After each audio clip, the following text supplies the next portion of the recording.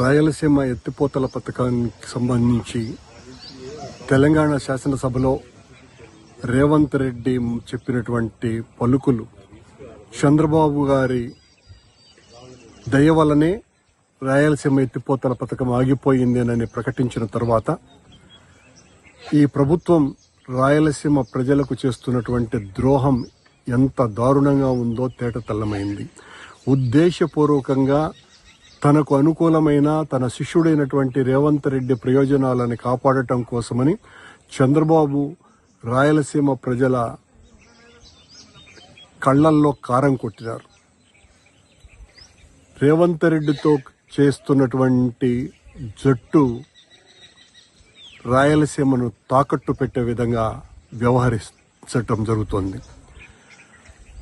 రేవంత్ రెడ్డి మీదేమో పన్నీరు, రాయలసీమ వాసులకేమో కన్నీరు మిగిల్చే విధంగా చంద్రబాబు నిర్ణయం తీసుకోవటం ఎంత దుర్మార్గంగా ఉందో మనమందరం కూడా ఆలోచించాలి. రాయలసీమ వాసులంగా జగన్మోహన్ రెడ్డి గారు ఎంతో ఉదాత్తమైనటువంటి ఆశయంతో రాయలసీమ వాసుల కడగండ్లు పూర్తిగా తీర్చివేయాలన్నటువంటి సదాశయంతో దాదాపు 4,000 కోట్ల రూపాయల ప్రాజెక్టును ప్రతిరోజు కూడా ఒక టీఎంసీ వాటర్ను మిగులు జలాలను రాయలసీమ ప్రాంత వాసులకు అందరికీ వాళ్ళ పొలాలను తడపాలా అన్నటువంటి గొప్ప ఆలోచన చేస్తే ఈ రోజున చంద్రబాబు నాయుడు గారు ఉద్దేశపూర్వకంగా రేవంత్ రెడ్డి ప్రయోజనాలను కాపాడటం కోసమని రాయలసీమను తాకట్టు పెట్టడం అంటే ఇంతకంటే ఘోరం మరొకటి లేదు. చంద్రబాబు గారి తెలుగుదేశం పార్టీ చెలికత్తె పత్రిక ఈ రోజున పతాక శీర్షికల్లో ఒక వ్యాసం రాసింది.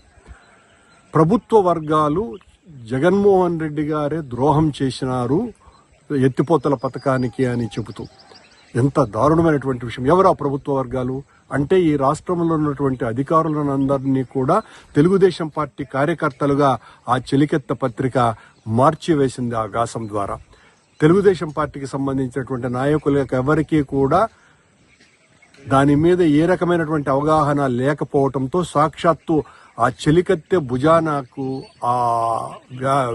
ఎత్తుకొని ఈ వ్యాసాన్ని ప్రజలన్నెత్తిన రుద్దేటువంటి ప్రయత్నం చేసింది.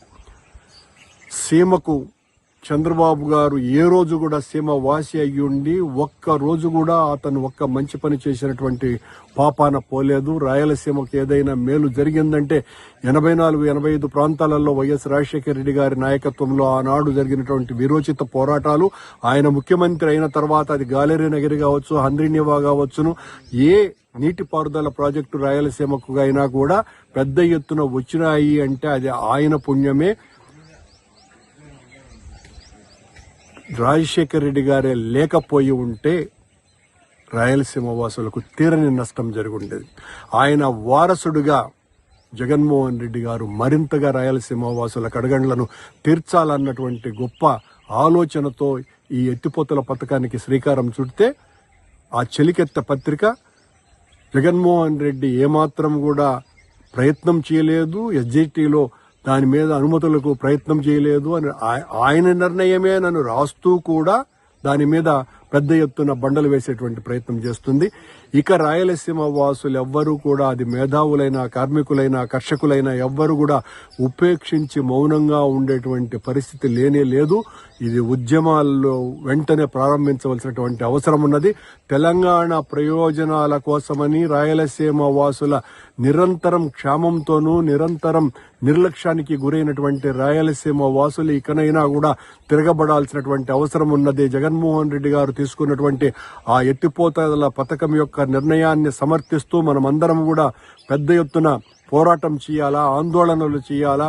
ఎట్టి పరిస్థితుల్లోనూ మౌనమైనటువంటి ప్రకటనలతో సరిపెట్టడానికి వీలే లేదు. సమయం ఆసన్నమైనది అన్నటువంటి విషయం రేవంత్ రెడ్డి ప్రకటనతో చాలా స్పష్టంగా తెలిసిపోయింది. చంద్రబాబు చేస్తున్నటువంటి ద్రోహం ఏందో తెలిసిపోయింది. మళ్ళీ దాని మీద వైఎస్ఆర్ కాంగ్రెస్ పార్టీకి సంబంధించినటువంటి శ్రేయోభిలాషులందరూ కూడా దాని ప్రభుత్వం చేస్తున్నటువంటి ద్రోహాన్ని ఎండగడుతూ ఉంటే దాన్ని ఎంత నీచంగా అడ్డుకునేటువంటి ప్రయత్నం చేస్తున్నాయో ఇదంతా కూడా మనం ప్రజలకు తెలియజెప్పాల్సినటువంటి అవసరం ఉన్నదనని ఈ సందర్భం గుర్తు చేస్తుంది.